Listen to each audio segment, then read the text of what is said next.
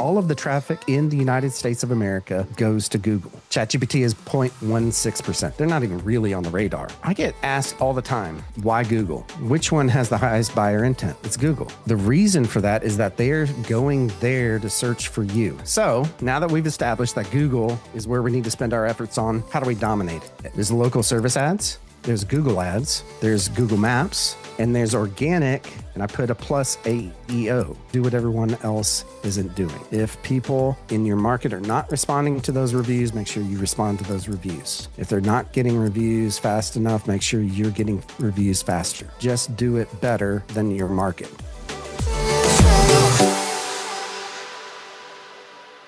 Welcome to our workshop. This is something that we do every single month, and it's a way to give back to the roofing community. But this workshop is really how to own the Google Maps 3-pack in your market in 2026. All right, so in this workshop, you're going to walk out with the formula, right? In order to own the map pack, win the AI overlap, okay, and build the engine that's going to sustain you on getting ranked in the 3-pack, okay? Let's talk about the 4R roofing marketing system. Everything that we do is anchored off of this, okay? And when I say this, it's basically the 4-pillar system, right? That includes 4 R's, okay? I'm not very inventive, so I was like, okay, let's just call it the 4R marketing system, okay? So this is exactly what I wrote my book about, right? 336 pages. The new book, by the way, is only going to be about 150 pages, so a lot easier to read, okay? So the first pillar of this system is your reputation. This is your foundation. This is you cannot do anything in marketing that's going to work at all. And we tried it. Trust us. Trust me. We have tried this, but nothing is going to work unless you have a solid reputation. Okay. What this means to me these days is that you've got to have a high converting website, meaning that you can't drive traffic to a website that doesn't convert, right? It doesn't work. Number 2, you've got to have online reviews. You've got to have good online reviews. And these days you have to have, in my opinion, the measuring stick is 100 or more. Okay. If you don't have 100 reviews, you're not going to be viewed as a reputable roofer. Okay. You can overcome that a little bit, but it is really, really, really hard. Okay. Social media.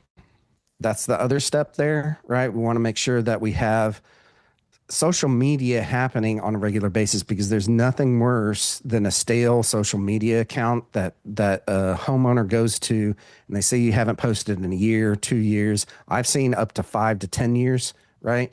That just ruins trust right there, right? And it's your reputation that will make or break you. Okay. So that's your foundation. It's just like a house foundation. Everything else is built off of that. Okay. Next is reach. This is just simply getting in front of more people today than knew about you yesterday. This is what most people come to us about. Okay. They want to get ranked on Google. They want to do this. They want to do that. They want to get Google ads going, whatever. Right.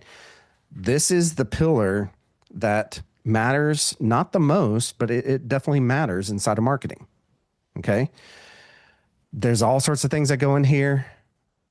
What you need to know and what we're going to go over today is Google Maps. Okay. Next is resell. And again, I'm not spending a whole lot of time on these. I go over the whole thing, in all sorts of other videos on our YouTube channel and inside of our podcast. But anyways, resell, hardly any roofing company does this. And I noticed this when we did an audit around 2019, 2020. We did an audit of 1,000 roofing companies across America. We looked at all of their marketing. Okay. It was in prep, honestly, for this right here, my book. What I noticed the most there when I talked with people, because we also called and talked to people, right? Hardly any of y'all actually resells back to your people who've purchased from you before. But yet the stats, the data shows that you're 8 times more likely to sell to somebody who's purchased from you before in the past and had a positive experience, right? That's the research. Most people in the roofing industry, however, do a job, move on, never talk to that customer ever again. Okay. All Fortune 500 companies in the entire world understand this principle. Your database will grow your business. Okay. So I'm going to leave it at that. There's all sorts of things that you can do inside the resale pillar. I did a whole thing on that, whole workshop on that last year. Probably will do that again this year. Okay. Next, referral, right? This is how most of us grow our businesses when we first start. But yet, when I talked to roofing company owners and asked them, do they have a referral system in place? Some of them said yes. And I said, okay, great. Is it on your website? No. Do your employees know about it? No. Do you talk about it with your homeowners, with your customers? Well, not really. I did at first, but do you have a system in place to get referrals from insurance agents, from real estate agents? No, no. Right? It was a constant no, no, not really. It sat up in that owner's brain, and as they scaled their business and needed marketing systems, and we talked to people like this, none of them had these systems in place. None. I didn't talk to a single one out of 1,000 roofing companies that actually had anything in place that covered all of the bases, So anyways, these 4 pillars matter, okay? And they are evergreen. So as things stop working, we take them out and we put something in that is working. We're constantly in the marketing industry. We're constantly in the R&D, research and development stages. We're constantly looking for new ways, new ways to get in front of people, new ways to market to people, new ways to resell to people, new way to get more referrals, right? We're constantly looking at those things. As things stop working, we take them out. Okay, prime example of this, and it was never in my system. I tried it when I first went into business in 2003 because everybody at the Chamber of Commerce here in College Station said I needed to do this. So I put an ad in the Yellow Pages. Have y'all looked at the Yellow Pages lately? They're about a magazine style, right? About yay thick, about a quarter of an inch thick. Okay, at least the last one that I got here in College Station. They used to be about 2 to 3 inches thick. They used to work.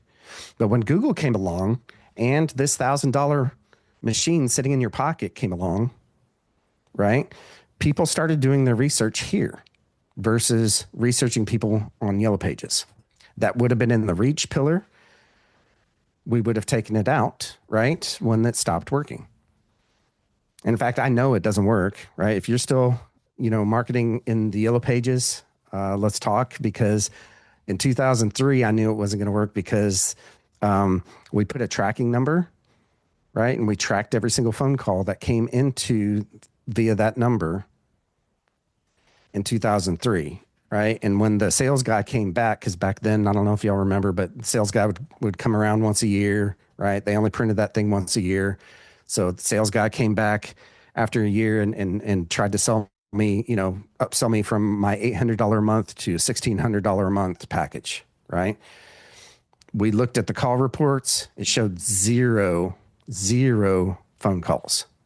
So I dumped it, right? We paid whatever we paid. I want to say back then, I think it was actually $500 a month that we paid for an entire year, $6,000 completely thrown out the window. I get asked all the time, why Google, right? Everybody knows it. Everybody knows why. I really, deep down, we all know why. But nowadays, as other, ways to get in front of people are coming around, like Meta, Facebook and Instagram, like LinkedIn, right? Like, I don't know, like ChatGPT, right? There's all of these different ways to get in front of people. Which one has the highest buyer intent? It's Google. Okay. The reason for that is that they're going there to search for you. Now, of course, they're going to ChatGPT to search for you too. We're going to go over that here in a little bit. Okay. But Google, it has the highest buyer intent. It's not like Meta. It's not like Facebook and Instagram where it's more of an interruption, right? Kind of like TV and radio is. Google, they're actually going to look for you. They're basically like on the highway, driving down the road trying to find a McDonald's. Okay. They're trying to find you and your services. So this is what we want to concentrate on. It is the 80-20, right? Rule, the Pareto's law, right? This is the 20% that drives 80% of the results. Okay, can we all agree on that? Okay. Here also, so there's a place out there, and I showed these stats. I typically show them once a year, kind of thing. I just did an SEO, an organic SEO workshop last month. Now we're working on Google Maps. Stat Counter is a site that I go to periodically to validate my theories. Okay. And my theory here is that Google is the 80-20, right? The 80% that drives the traffic. If we look here, this is actually in the United States. I narrowed it down to the US. These are stats, true stats that's taken every single month. Okay. That's compiled of all of the major search engines and so forth that people use. So if you look at this, Google is 85.51%, Bing 9.65%, Yahoo at 2.62%, DuckDuckGo at 1.60. It just keeps going down, right? So to me, this tells me if I'm looking at any search engine that I'm going to spend my 20% on, right, of my efforts on, that's going to be Google, because they're literally over 80% of the market still. Okay. That actually went up from last month, by the way. Last month because I just took these screenshots this morning. It was like 85.19% or something like that. So they actually went up a tiny bit there. Okay. And Bing came down. Now, what about ChatGPT? What about the LLMs out there, right? The chatbots. Okay. We've got ChatGPT at 67%. We have Google Gemini at 10%. We have Microsoft Copilot at 10%, Claude which is what I use, at 6%, right? So it just kind of goes down the line. ChatGPT still to this day represents that 80% or almost 80%, right? They actually went up. They had a slight uptick there from last month to this month. They went down from the beginning of this year, just simply because of political stuff, right, that they're dealing with. But a lot of people migrated back to ChatGPT, I think. Okay. Now, this next one is going to surprise you. I had to send this over to my staff last month, and I revalidated it this morning, right, with a fresh screenshot this morning. You can go there to this website, statcounter.com, I think, and go look at all of these stats. They now have a little button there that says Google versus ChatGPT. Okay. Bam. Look at that. 99.84% of the traffic, all of the traffic in the United States of America goes to Google versus ChatGPT. ChatGPT is 0.16%. They're not even really on the radar. So when I have people ask me, well, should I we need to work on ChatGPT. We need to work on this and blah, blah, blah. People in my market are using ChatGPT to find me. Cool. Yes. I'm not going to spend 80% of my time on it. However, I'm going to spend 80% of my time on Google and maybe 20% of my time and efforts and money and all that kind of stuff on ChatGPT. Okay. And what we're going to go over here today, you're going to find that really it all follows what we're doing, because what we do on Google really is just building trust with Google. Well, guess what? That also works with ChatGPT. Okay.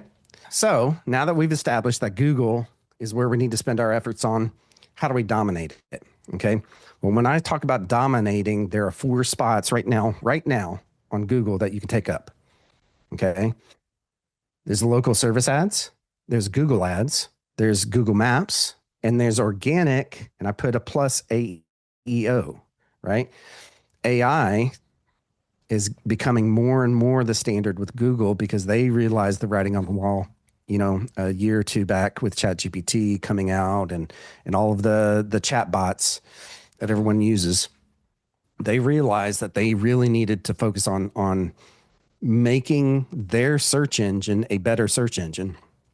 And the way to do that is to have it conversationally bring you back the best results, because really that's what Google is about, finding the best results for the person that is searching for that search. Okay. So those are the four main spots. And really, let me go back to this. The AI section has become more and more. So honestly, I probably should put this as a fifth section. Okay.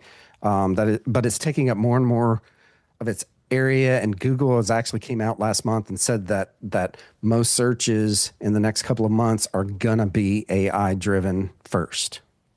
Okay. I don't believe that's going to affect us yet in the roofing industry. I haven't seen it. Okay. In fact, I'll show you some screenshots here of exactly what the sections actually are. Okay, so this is 2025. These are screenshots that I took last year for this exact workshop that we did last year at this time. Okay, and so at the top was local service ads. Right underneath that was Google ads. Okay, pay-per-click ads. These are ads. So the difference between those two, and I go over those extensively in other workshops. Local service ads are the Google guaranteed ads. They don't no longer call them that. Okay. In the past year, they've gone away from Google guaranteed. Okay. And essentially these are just pay per lead ads, kind of like Angie's or Home Advisor or something like that. Right. Anytime that someone reaches out to you or clicks that call button, you're going to pay for that. Okay. Not always, but most of the time.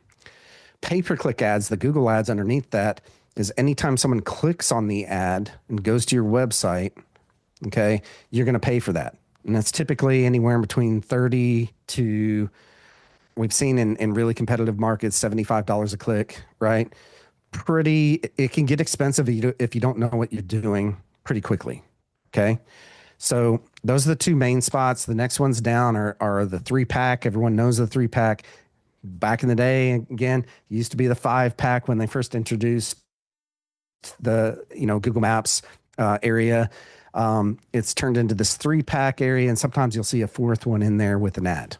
Okay, people can see your reviews. This is one of the most clicked on areas, okay, inside of Google because people trust it the most, right? They trust it more than ads, more than local service ads, and so forth. Okay. They trust it to give them the right research information in order to make the right choice for their roof. Okay. Now, 3-pack, because there's only 3 there, and you want to make sure that you're in that 3-pack because most people don't click on through to more businesses, that there's a more businesses button there, right? Okay, and then the next section, of course, is organic. This is what Google has always been known for. This is their main search engine. Okay. Let's talk about 2026. This is a screenshot. Actually, I took this last month. I got a little lazy, didn't take the screenshot this morning, figured that it's not going to change that much because it actually hasn't. Okay, so I did a search for roofing contractors in my area. I didn't even put in my area. I didn't, it says College Station. So these are all roofers inside of College Station area, right? So if you notice, the first bit there is the 3-pack. There's no local service ads. There's no Google ads even. Okay. I redid this search during normal business hours because I thought, well, maybe it's because we don't have, I was doing it, at 10 o'clock at night and everyone said that they're closed and blah, blah, blah, and all that stuff. Right. And so they're not showing ads. They're not, they don't want their even local service ads to show at 10 o'clock at night. This was not that way. I looked this again in the morning. Same thing. Right. So you've got the 3-pack and then you've got the organic area. Now, if I click on the AI mode, okay, which Google has said that they are going to be going to as their default soon. Okay. The AI mode shows a little bit different, results there. It shows, a couple of different roofing companies that were not in the 3-pack or in organic. Okay. So those are the big differences that I see here is that there's no local service ads. There's no pay-per-click ads, at least in my market at the time that I did searches on those. Okay. Now, Google knows a lot about me, right? It knows that I work with roofing companies. It knows that, it knows a lot, just like Facebook does, right? So it might stand to reason that they're not going to show me those things because they don't want to waste those roofing companies money. Okay. For me clicking through there and all that kind of stuff. That's a possibility. But what I want you to do is that I want you to do a search for a roofing company and possibly do a search for a roofing company near me. Okay. Do that periodically to see where you come up, right? Possibly do it in incognito mode so that you're not showing Google, who you are. It doesn't really know about you, even though you're coming from the same IP address. Don't let me geek out on that. Okay. But do this search periodically to see where you come up, who your competitors are. Because really what we're going to talk about here today is basically playing King of the Mountain or King of the Hill, right? If you ever played that as a kid, I know I did. I grew up in the 80s, it was a lot less gentler than it is these days. Okay. And so we played on the jungle gym, King of the Hill. And we threw, the boys at least, threw each other off of the big jungle gym. It was a big dome thing, right? We would throw each other off of that and we'd try to get up there to the top. And whoever got up there to the top wins, right? Search engine optimization is the exact same idea. You've got to outdo your competition, okay? And these days, a lot of that is out trusting, showing more trust signals, okay, than the competition, which, by the way, comes back down to those reviews in your reputation pillar, like I talked about earlier, okay? Google uses that reputation pillar as the foundation also. roofingsites.com. Since 2018, roofingsites.com has helped roofers double their sales by getting their marketing right using the 4R roofing marketing system. If you're a roofing company owner wanting to grow your business, be sure to go to roofingsites.com and sign up for a roofing marketing strategy session with me. Okay, so let's talk about the pillars that we need to work on. Okay. Pillars to me and I'm talking now about Google Business Profile and ranking inside of Google Maps. Okay. We're gonna set all that other stuff aside, all the other marketing stuff aside. We're going to, you try to say that. That's really hard. We're going to specifically, right, concentrate here on what we're going to talk about in this workshop, which is ranking in the 3-pack. All right. So pillar number 1, Google Business Profile. Okay. You got to have one. If you don't have a Google Business Profile, you're not going to rank in the Google Business Profile area, which is the 3-packs. Okay. So that's kind of the basic foundational piece that you need. But what I see a lot of roofers do is not use it as a living asset.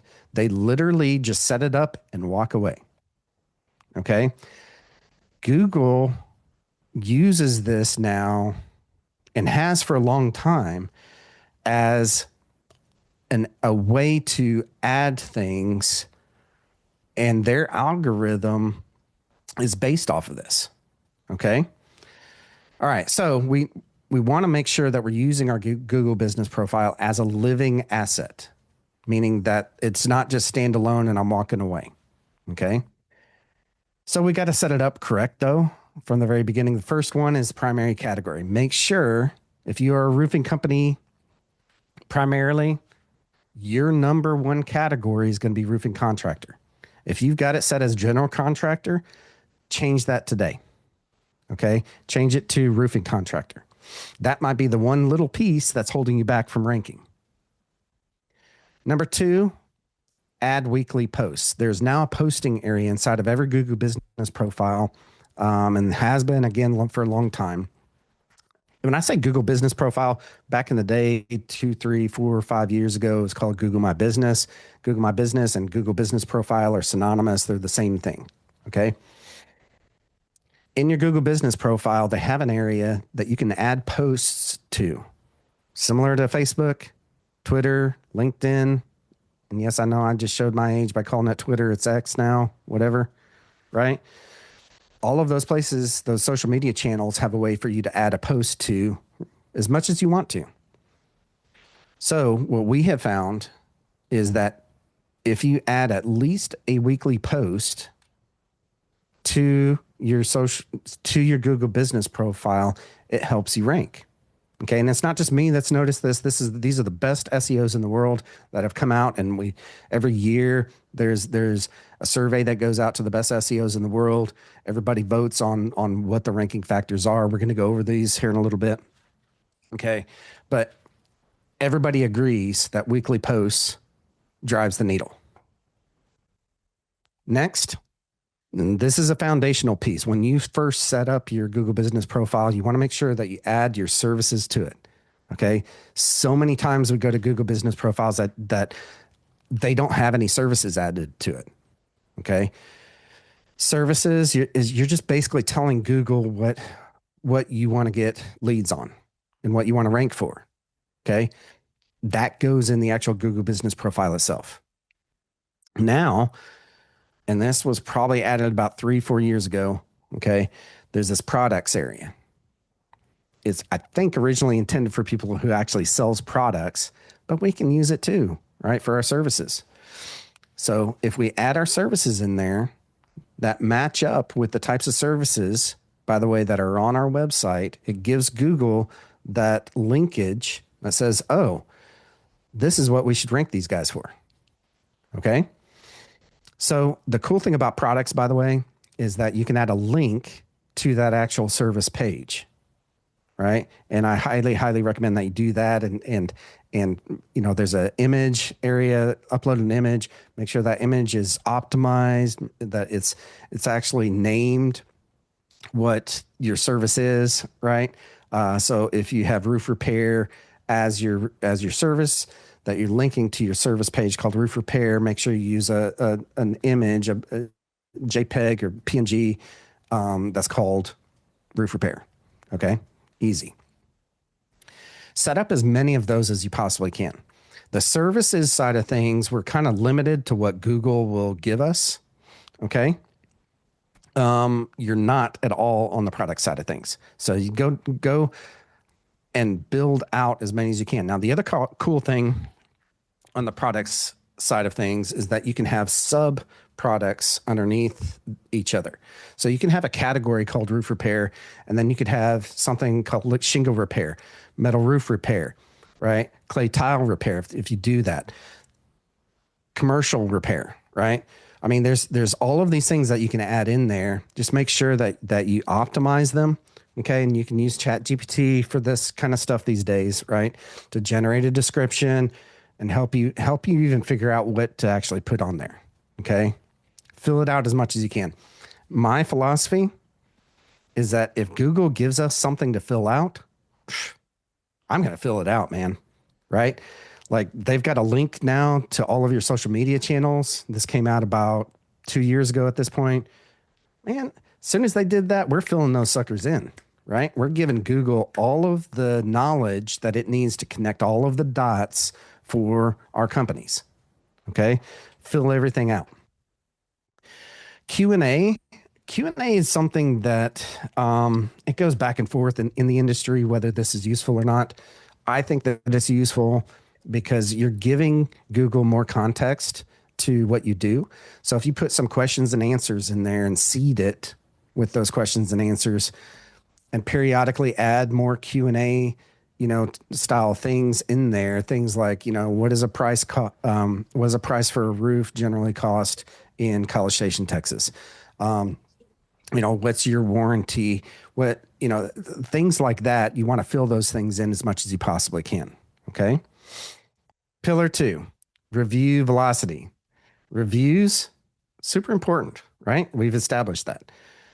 The velocity, however, is important too. Google does not like big spurts and then dry patches. Big spurts and then dry patches. What Google really wants to see is a steady drip of reviews coming into your business. Okay. All right. So velocity, right, is greater than volume. Okay. Meaning that we want to have a nice, steady, slow drip of reviews coming in. Okay. And we don't want to have like 100 and then nothing. Okay. Or 20 and then nothing. That can actually get your Google Business Profile banned, right? If you do something like that. Okay. Because Google sees that as spam, right? And it's just real easy for them to pick you out and say, nope, okay, you're suspended now. Okay.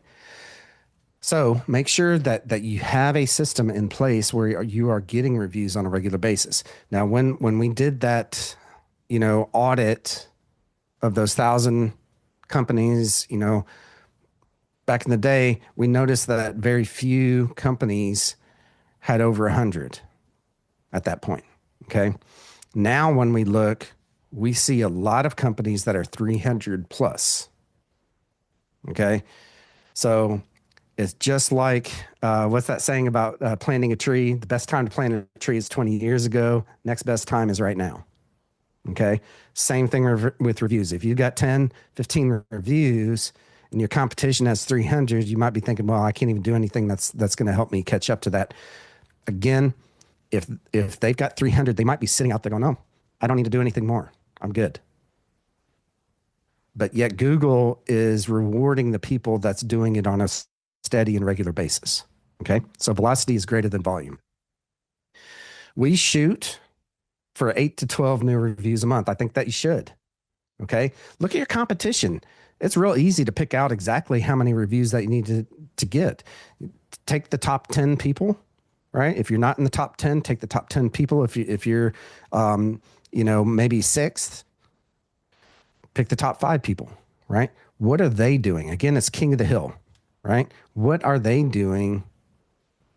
Are they getting 10 reviews a month? Then I need to get at least 12 reviews a month. Okay. If they're doing 2 reviews a month, all right, I might be able to get by with 4 to 6 reviews a month. Okay.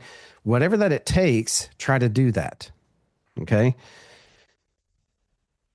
Make sure, right, that someone responds in 24 hours to every review, good or bad. The bad ones, right? I see a lot of people doing this wrong. A lot of people will act defensively, tell their side of the story because they're thinking that the person sitting on the other end that reads this review is going to care. What they see, and by the way, they don't care. Okay. What they do care about is how you responded. Did you respond, oh, I'm so sorry. That was never supposed to happen. Please contact me back. Or are they going to see, well, you did this and you said that, don't ever respond right defensively. It just kills trust right away. And again, remember, trust is our base foundation. Reputation is your base foundation, right? Okay. Respond in a nice manner, respond in a neutral manner. I'm so sorry. This should never have happened. Please give me a call and we'll make it right. Boom. That's it. Okay. ChatGPT can help with this very easily.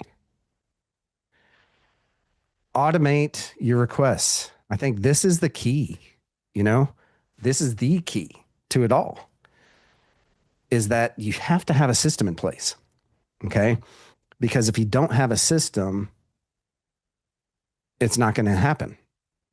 Okay. It's going to be up to someone to remember to do it. Okay. Highly, highly recommend that you do ask in person. Ask the second that job is done because they're at their peak happiness moment. Okay. Have a QR code ready on your phone. That $1,000 machine sitting in your pocket. Make sure that you have a QR code that goes directly to it. Ask that homeowner, hey, would you mind leaving me a review? Show them the QR code. They'll look at you, stay silent for a few seconds, 10 seconds. It gets awful uncomfortable and they're going to be like, wait, right now? Yes, please, if you wouldn't mind. And let them know that this really helps out small businesses. Okay. This really helps you to get more customers just like you. And we loved working with you. Okay. Ask for it in person. If it's not being asked in person or it didn't happen in person, have a system that sends SMSs out, that sends emails out on a regular basis, asking for that review until they give you that review. Our best roofing companies actually have someone calling later down the road and asking, hey, how's that roof holding up?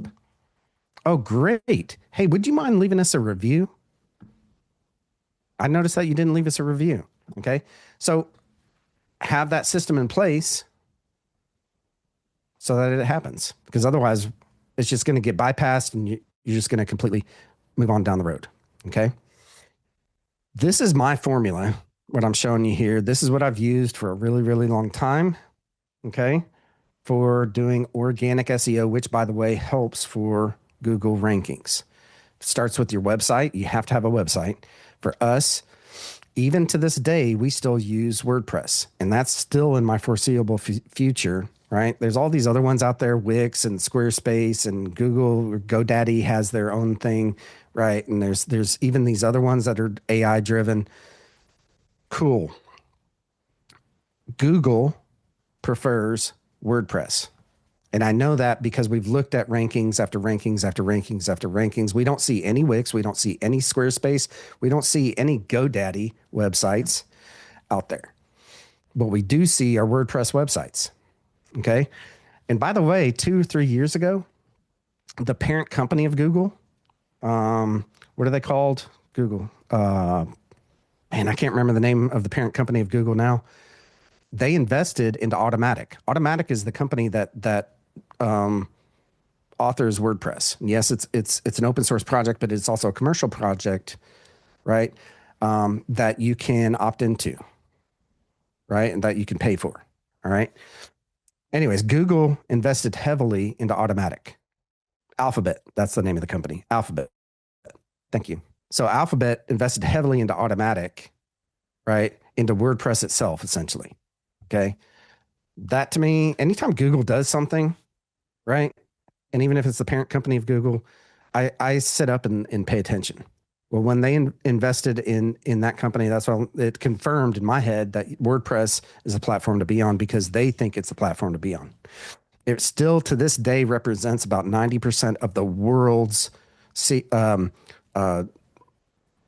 website builders. Okay. Where people do. Anyways, okay, I'm going to get off my high horse on that one.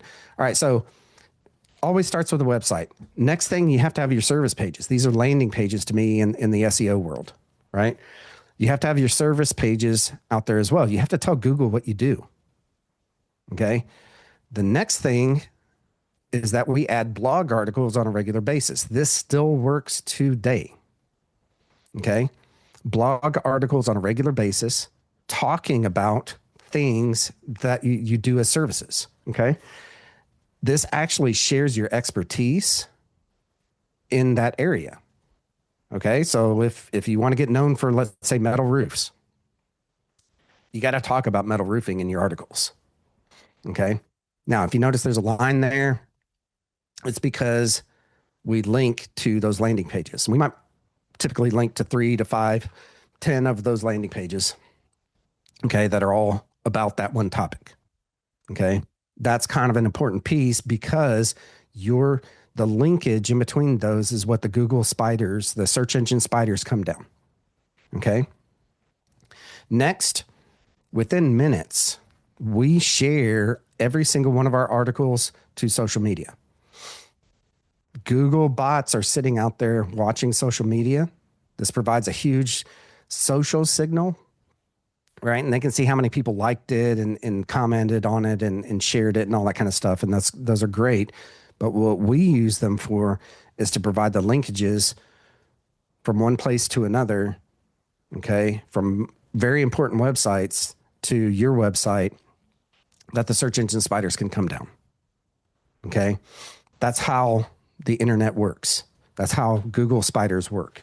They go from one place to another. They find that link. They go to that page. They determine what that page is about and does it fit the EEAT criteria for them to rank you or not. Okay. They bring it back to their layer, right? The Google data center and consume that information. But the spiders have to get there first. Okay. So that's kind of all this left side over here. Can y'all see my mouse okay, good. All right. So spiders come down here. Let's say that they come through Twitter or X. Okay. The landing pages are what we want to rank. The articles, I call these spider food. Okay. The next thing that is important with Google is links. Okay. Links matter. That's how the Google algorithm has always worked, right? Way back in the day when I first started, it was the amount of links that you provided to something, and you could go out and buy tons of links. Problem is that 2012, there were a couple of major algorithm shifts that came along that killed a lot of SEOs, right? Luckily, we weren't one of those, but one of those belonged or involved link and how people were linking. Okay. They were going out and buying links out there from link farms. That's just a bad way to do it. What we do these days to keep it nice and safe, and we've been doing this since 2012, we call them branded links. These are directory websites. These are known directory websites like BBB, right? Like your local chamber of commerce, like NRCA, right? Like RCAT, like HARCA. These are links that are well trusted that link back to your website. Okay, so these are mostly, 98% of the links that we build for our clients are these. The rest of them, yeah, they come from other websites. You're going to get those organically, right? You might go out and get some guest posts out there. And that's what these WordPress symbols represent, is getting guest posts. What we do that's different, instead of linking just to the front page of your website, is linking to the interior pages. This says organic, but this organic, the rising tide lifts all ships, right? Organic is your base foundation that gets your Google Business Profile ranking as well, because it relies on almost all of the same signals. And by the way, so does AEO, right? AI Engine Optimization, or GEO is sometimes called, Generative Engine Optimization. Pillar number 3, topical authority. This is something that kind of came along a few years back, became really popular in the search engine optimization industry. And it's kind of what I was talking about earlier of, if you want to get ranked for metal roofs, you got to kind of talk about metal roofs, right? These days, what we do is that we use questions that people are asking about metal roofs. How much does a metal roof cost? Will it actually protect my house? Is it going to be loud? Right? All of those things. We talk about those inside of articles and create this kind of topical authority on that one subject. Okay. That affects not only Google Organic, it affects Google Business Profile, and it affects AI Engine Optimization, AEO. Now, what can you do, right? Yes, should you do blog posts? Absolutely. But AI, we've noticed, doesn't really like the big, long content because it takes up tokens, right? It eats up those tokens. So AI, in general, likes the shorter. We use these as frequently asked questions on our websites that we build. 40 to 60 word answers to a specific question. And yes, you can have a long form one about that, but inside of it, you should probably have some shorter form question and answers, right? Kind of like that Q&A I was talking about earlier. Same idea. Question style headings, right? What would people actually look for? How much does a roof cost in College Station? How do I know I can trust my roofer? Whatever, those types of questions. You can go to a place called Answer the Public to get those questions. Answerthepublic.com. It was created by someone in our industry named Neil Patel, very, very popular search engine optimization dude. And he created this tool a while back and made it public, and you can use, there's a free version of it. There's also a paid version of it as well, right? It'll give you those frequently asked questions that people ask in your industry, kind of a thing. So use something like that. Next, FAQ and schema markup. So there's this thing called schema, right? And it was introduced about 10 years ago at this point, I think, as an industry standard. What it is basically some code that the public normal user never sees. Okay, that is every single website. And this code tells Google specifically, and all search engines and now chatbots, what that page is about, what's on that page and so forth, the important stuff, right? So this has evolved into this thing to where we now have, like, we even have a roofing schema that we can use. We have a small business schema that we can use, right? And essentially, you're telling it all of the information that Google needs to know. Okay. Things like your name, your services, your service hours, your service area. Okay.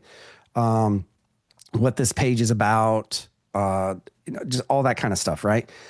So this is something that you can install inside of, we use a couple of plugins here. We use either Yoast, right, which is a popular SEO plugin. There's also something called All-in-One SEO. That's what we use as standard here. You can fill in the schema or have it fill it in for you for each page. Okay. There's also, by the way, an FAQ schema. And the reason that I'm going to all this geek talk here is that FAQ schema is helping now the AI engines determine, right, if it's going to present you or that question. If you have that FAQ question in there that exactly matches up or closely matches up with someone that is searching for that in ChatGPT, let's say, in your market, has a higher probability for you to show up. Okay. So without getting into too many details, I would just, as you build out web pages on your website, fill in the schema details. Okay. And it's just, if you install a plugin like AI SEO, all-in-one SEO, AIO SEO, look for that, or Yoast. Okay. You can fill in the schema details. First party data. So what does this mean? This is actual like information from other places, right? That relate to you. Okay. That link back to, think of like a Better Business Bureau, Chamber of Commerce, all of this type of information just kind of flows right into the whole thing. Okay. You want to make sure that you have all of those things. And again, anywhere that you can fill in information, fill it in. Okay. Again, service area, services, hours of operation, make sure that all of that kind of stuff matches too. Okay. Now I've got freshness in here that actually popped up way earlier than I intended, but freshness, it's important, right? To AEO, it's important to Google. So the more fresh that your website is, that your web pages that you want to rank, okay, the more important, the more importance that it's going to give to you, tiny bit, really, when it comes down to it. But the fresher a website is, the more of a chance it's going to rank. And again, this also affects everything, AEO, Google Business Profile, as well as regular organic rankings, which again, we want to dominate. So we want to take up as many spots as we can, right? Next, because we are getting down to the top of the hour here, right? 3-pack ranking factors. This is actually determined. This is a survey that is sent out by a company in our industry that gathers all of this data from the top SEOs in the world. And they compile it and they release this once a year. Okay. So these are the top ranking factors. Number one, we talked about it earlier, primary category. Number one thing, right? If you don't have the primary category set, if you've got it set for general contractor instead of roofing contractor, okay, then you're never going to rank for roofing. Okay. Number two, keywords and business title. All right. You got to be careful with this one. All right. Make sure that if you do not have roofing in your business name, don't just put roofing in there, because sometimes Google suspends those Google business profiles and you have to re-verify them. Typically, you have to re-verify them with either a signage or potentially a DBA, your LLC paperwork, your insurance, right? All of this kind of stuff they do ask for. So you want to make sure that you're not, trying to spoof them a little bit, trying to spam them, because they do view that as spam. Don't put, by the way, your area name in that title either. Okay. Unless you actually have that as a DBA. Like, so for instance, if my roofing company's name is Acme Roofing, I should not put Acme Roofing College Station, because when you have to re-verify, they're never going to approve it. Okay. So don't spam them. Proximity of address to point of search. This is super important. This has always been a factor with Google Business Profile with the 3-pack ranking. Okay. the closer you are to a the searcher, or the person doing the search, the more likely you are to show up. Okay. I see time and time and time and time again roofing companies that because it's cheaper to get the warehouse on the outskirts of town than it is to get it close to the center of your city, right? I see that a lot. And then you wonder why you're not ranking inside of that city. Okay. I give it about a 30-mile radius, but really, when it comes down to it, you've got about a 16-mile radius in order to rank. Okay. So the closer you are to the searcher, the better. Physical address versus a service area business. You want to make sure that you actually have a physical address on your listing. Okay. You can go ahead and get started with a service area business, but the second that you can get an office, do it. And again, according to number 3, put it as close as you can to the people doing the searches. Me, here in College Station, I'm going to put it in the south of College Station because that's where the epicenter is of the wealth of College Station, Texas. Okay. That's where my ideal customers are. And so therefore I would put it as close to them as possible. Number 5, we talked about this in length, get a high rating of your reviews, like 4 to 5 stars, right? Always, obviously you're going to want to get higher stars and, versus less stars, right? That's an obvious thing. Add additional categories. We talked about that. Okay. Add additional services and so forth. So if you do, let's say siding, add that in there, siding contractor as your sub-service. Okay. Or additional category. There actually, you can have multiple categories, but you've got to have a primary category. Okay. And that would be roofing contractor if that's what you do. Okay.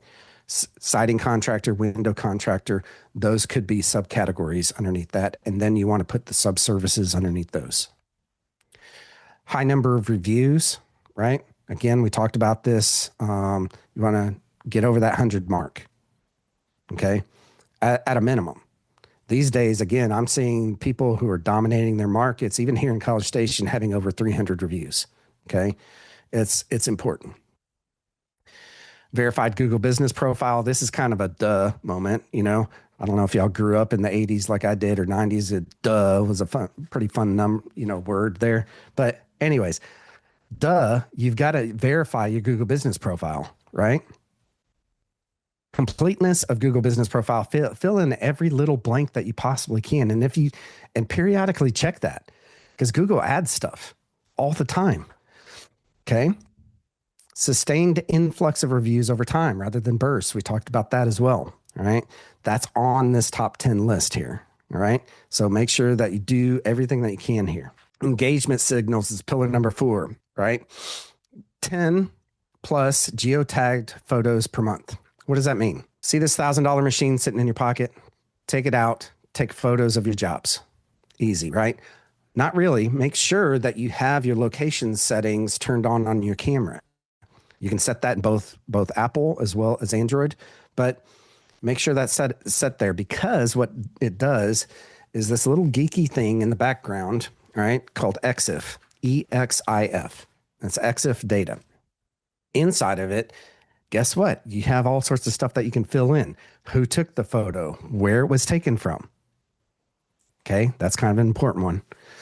Where it was taken from includes typically on your iPhone or your Android phone, the latitude and longitude of where that photo was taken. It's a creepy thing, for privacy purposes and all that kind of stuff, right? A lot of people will say, no, don't turn that on. Do it. Upload it to your website natively. Okay. Don't put it into Canva and then put it on your website because it strips all that information. Put it on your website, put it into social media channels. Okay. Put it on Google business profile. People don't believe that this actually moves the needle, but it does. Because guess what? You're telling Google exactly what your service area is, where every single job that you have taken all of those photos from. It understands after a while, oh, this photo was taken over here. Oh, this was over here. This was over here. Maybe I should rank them right here. Okay. So geotagged photos every single month, 10 of them minimum. Okay. We tell our clients we need at least 4 sets. Okay. But we want to get as many as we possibly can. Add those into Google Business Profile, add them on your website. 2, customer uploaded photos via reviews. Hey, if someone agrees to do a review, say, would you mind uploading a photo too of the job? Cool. Yeah. Take that again, that $1,000 machine sitting in their pocket. Take that photo and have them upload it with that review. That helps a tremendous amount. Okay. Number 3, direction requests from Google Business Profile. This was actually shared with me with one of my friends. I'm in a mastermind group of 450 other agencies and top agencies in the world, by the way, right? And one of the things that they shared, and we have this thing called Ninja Hacks. One of those was shared about this specifically right here. Guess what? We all tried it. It drove the needle. Have your employees type into Google your business when they go to work. Okay. Easy thing to do, right? Have them, obviously they're going to put in the address to the homeowner. Well, guess what? Have them put the address back to the office when they come back. Okay. Simple thing to do, right? Especially driving around in trucks anyways, you might as well just put in that address and say work, right? Go back to work. And a lot of times for me, it tells me, how fast I'm going to get there, right? What the time is to get there. But what you're telling Google, you're giving them signals, right? That people are looking for your business and wanting to go there. That's exactly what we want, right? So let's give it to them. It does drive the needle. Number 4, phone calls tracked from Google Business Profile. If you're not tracking your phone numbers right now, right, then you should. All right. We track everything here at Roofer Marketing Heroes. We track, Google Business Profile calls. We track calls from the website. Track, local service ads. We track pay-per-click. We track meta ads. We track everything. Okay. Because at the end of the month, you want to know how well that your marketing is doing. But with Google Business Profile, this is going to send those signals to Google that these people are actually converting. Okay, there's a way to put that tracking code into your website and let them know, hey, that turned into not just a lead, that turned into a sale. Okay, easy tracking is pretty easy to set up initially. Next, website clicks, right? Matter. Do you actually get clicks from your Google Business Profile listing? Hopefully you do. The more clicks that you get, the better, right? We all think that. Don't go overboard and start paying someone to sit there and click that. That doesn't work, by the way. We've tried it. It doesn't work, okay? But getting clicks from your Google Business Profile listings matter, okay? Time spent on the profile, right? Make it interesting. If you have job site photos added, they're going to look through those things. So if they spend more time on your profile, it helps. Okay. You're giving engagement signals to Google. Weekly Google Business Profile post engagement. Do people actually like your posts? Do they actually click on your posts to go to your website? That kind of matters. You would think it would. So make those posts engaging. Okay. Q&A activity on your profile, making sure that those Q&As are actually there, that people are using them, and so forth. Okay. Review your response rate. Make sure that you respond within 24 hours. If you don't respond to something and it's sitting out there for a month, 2 months, that you're sending a signal to Google that is not the right signal. Okay. You want to show them that you're a highly engaged company. Now, last, mobile search activity in your search area, right? This is just something that, it's beyond your control. People have tried to control this. I've seen experiments with people buying up whole farms of these phones and affecting the search because of that. Us normal people can't do that. Okay. So this is kind of out of your control, but if people are searching in your area on their mobile phone, that helps things out. Okay. Looking forward and what's ahead. AI overviews, right, are pulling the map pack data. We've noticed that. We've seen that.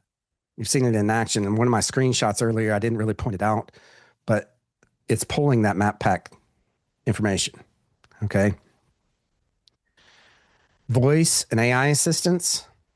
I mean, if you've been following me for any length of time, we've been working on this for the past couple of years, right? We've got a voice assistant called Samantha that answers our roofing company's phones. She answers ours when we can't answer, right?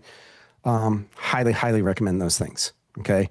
Because if Google sends you a call, okay, it stands to reason that they are tracking that information. They're tracking all of that. If you pick up, even if it's a voice AI assistant, they get that. They understand that you're responding. Okay. So they're going to send you more. All right. Pretty easy thing to do to set this up these days. Review velocity replaces the total count, right? I still say you have to, the marker in the sand is still 100, but if you're getting 4 to 5 every single month, you're eventually going to get there, right? And Google sees that you're getting 4 to 5 per month. Our recommendation again is 8 to 12 per month, right? Get as many as you can, but not too many, right? And don't do it in spurts.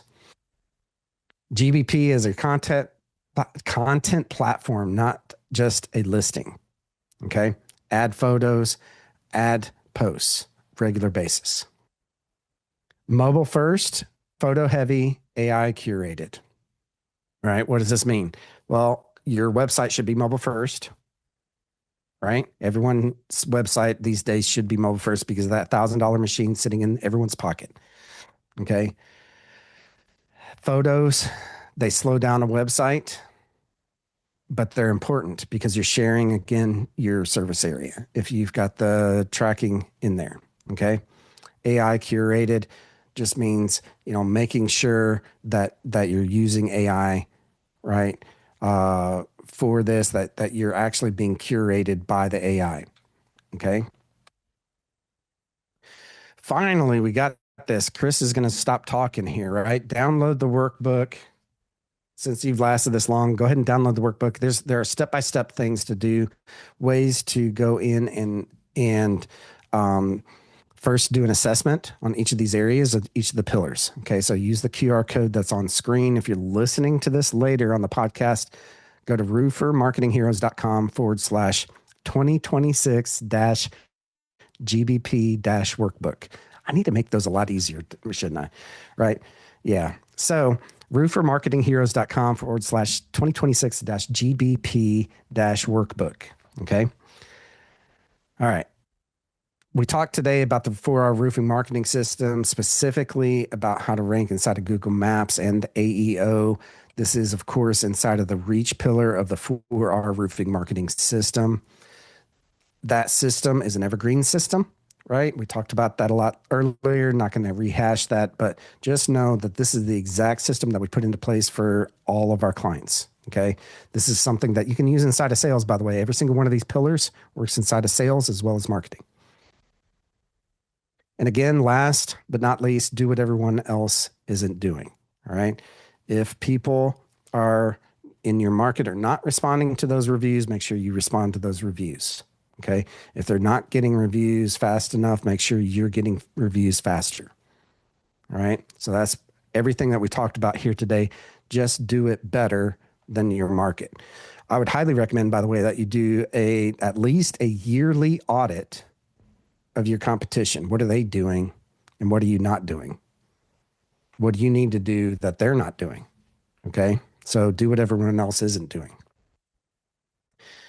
Last, if you've stayed here this long and you don't have my book in your hands, The Ultimate Guide to Digital Marketing for Roofers, use this QR code to get it. It's a free digital copy. Just go to go.roofermarketingheroes.com. Rochelle also added that as a link inside of this.